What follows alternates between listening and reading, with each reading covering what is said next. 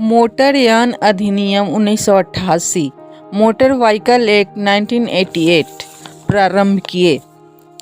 प्रश्न है, मोटरयान अधिनियम 1988 को पारित करने के कारणों एवं उद्देश्यों को वर्णित कीजिए। उत्तर इस प्रकार है।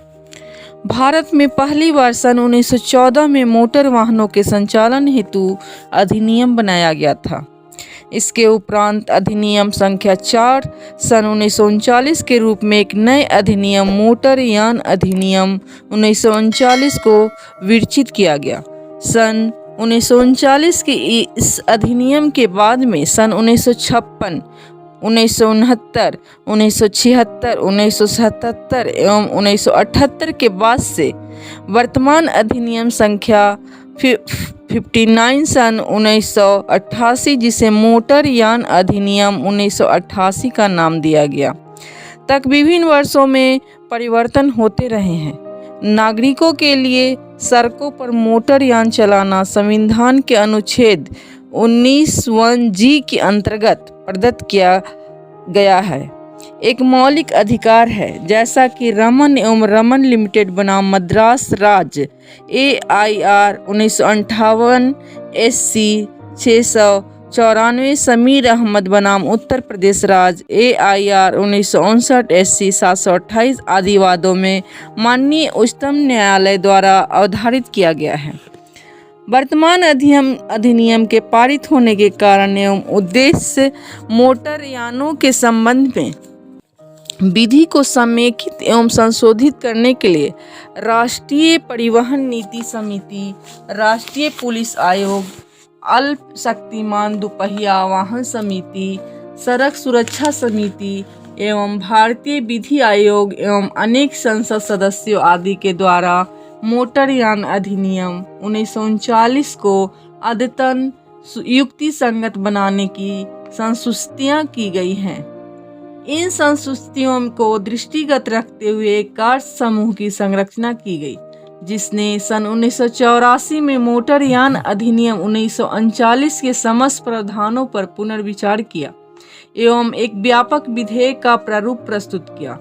विधेयक का प्रारूप प्रस्तुत करने से पूर्व इस कार्य समूह ने सामान्य जनों, उत्पादकों, विभिन्न निकायों एवं संगठनों, परिवहन संगठनों एवं CII, RTI, सभी राज्यों एवं संघ शासित क्षेत्रों के परिवहन मंत्रियों की बैठक में लिए गए निर्णय आदि के सुझावों में संस्तुतियों पर विचार किया।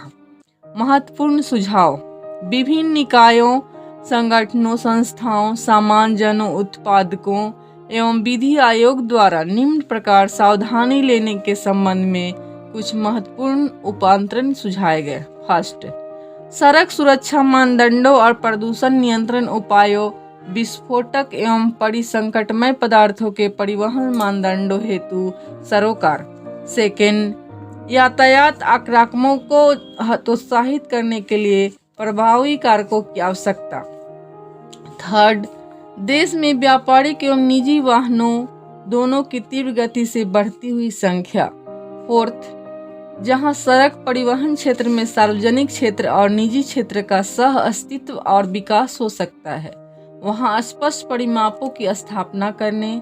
फिफ्थ, शौचालय क्षेत्र में उन्नत तकनीक के ग्रहणीकरण को प्रोत्साहित करने की आवश्यकता एवं सिक्स, न्यूनतम अड़चनों के साथ यात्रियों और भार वहन के अधिकाधिक प्रवाह का, जिससे अलग अलग भू क्षेत्र उत्पन्न हो जाए जो क्षेत्रीय या स्थानीय असंतुलन को पैदा करे। अधिनियम के महत्वपूर्ण प्रावधान। निम्नलिखित विषय वस्तुओं के संबंध में विधेयक के अंतर्गत कुछ अधिक महत्वपूर्ण प्रावधान किए गए हैं। फर्स्ट, निबंधन चिन्हों की प्रथा को अद्यतन बनाने हेतु सशक्त प्रावधान। सेकेंड, सड़क सुरक्षा परिषद की संरचना। थर्ड, नवीन प्रकार के यानों की कतिपय नई परिभाषाओं के अतिरिक्त कतिपय परिभाषाओं को युक्ति संगत बनाना। फोर्थ, चालक अनुज्ञा पत्र एवं यानों के निबंधन के राज्य रजिस्टर का अनुरक्षण। चालक अनुज्ञा पत्र की स्वीकृति और उसकी विभिन्न मान्यता की अवधि से संबंधित प्रक्रिया को कड़ा बनाना। 6, अखिल भारतीय पर्यटक अनुज्ञा पत्र और भार वहन हेतु राष्ट्रीय अनुज्ञा पत्र की स्वीकृति हेतु लचीली योजनाएं। 7, प्राधिकृत परीक्षण स्थानों द्वारा भी यानों की योग्यता प्रमाण पत्र जारी करने हेतु प्रावधान। 8th, मोटर यानों के कल पुर्जों हेतु मानदंड स्थापित करना। 9th, साधारण बीमा निगम द्वारा तोषण निधि का प्रशासन। 10th, प्रदूषण निवारक और नियंत्रण संयंत्रों हेतु मानदंड। उपरोक्त प्रावधानों के अतिरिक्त विधेयक के अंतर्गत कतिपय आरोपों के मामलों में अधिक भयोस्वरूपी दंड का प्रावधान किया गया है तथा विधेयक के प्रावधानों को स्पष्ट करने के लिए खंड की टिप्पणियां का भी प्रयोग किया गया है।